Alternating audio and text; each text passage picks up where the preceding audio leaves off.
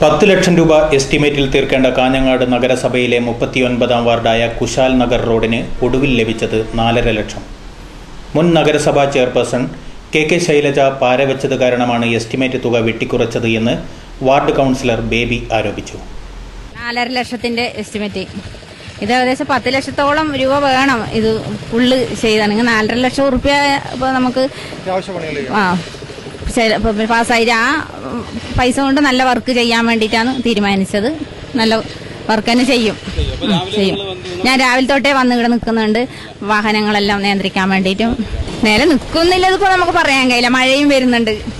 ഇത്രയും ഞാൻ ഒരു 6 മാസമായി ഇതിന്റെ പുറകെ നടക്കുന്നത്. ഈ റോഡൊന്ന് പൂർത്തിയാക്കണം. എൻ്റെ തലയിലിട്ടിട്ടാണ് ഇത്, എല്ലാവരും എൻ്റെ തലയിലിട്ടത്. 39 അതെ, 2 വാർഡും കൂടി അവസാന ഘട്ടത്തിൽ 4 കൗൺസിലർമാരെ കൊണ്ട് ഒപ്പിടിപ്പിച്ചിട്ടാണ് ഈ റോഡിന് ഇത്ര 4,50,000 രൂപ പാസ്സാക്കിയത്. അതിന് ശൈലജ ഉടക്കുകയും ചെയ്തു. ശൈലജയാണ് ഇതിന് മെയിനായി ഉടക്കിയത്.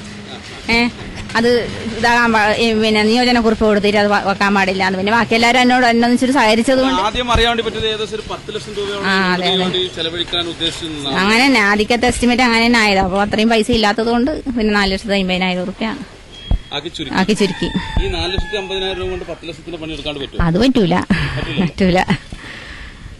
ഇല്ല, കടന്നു പോകാനുള്ള സഹകരണം ഉണ്ടാകണമെന്ന് പിന്നെ എല്ലാ വാഹനങ്ങളോടും അവര് ആൾക്കാരോട് പറഞ്ഞിട്ടുണ്ട്. പ്രത്യേകിച്ച് റിക്ഷക്കാരോട് പറഞ്ഞിട്ടുണ്ട്, സ്റ്റാൻഡിൽ പോയിട്ട് നിങ്ങൾ എല്ലാവരും സഹകരിക്കണം.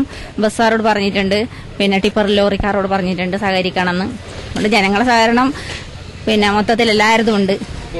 മഴയ്ക്ക് മുമ്പ് കുശാൽ നഗർ റോഡ് അറ്റകുറ്റപ്പണി നടത്തി ഗതാഗത യോഗ്യമാക്കാൻ തനിക്ക് ഏറെ പണിപ്പെടേണ്ടി വന്നുവെന്ന് വാർഡ് കൗൺസിലർ LDFിലെ ബേബി പറഞ്ഞു. 10 ലക്ഷം രൂപയായിരുന്നു ഈ റോഡിനായി ആദ്യം നിശ്ചയിച്ച എസ്റ്റിമേറ്റ്.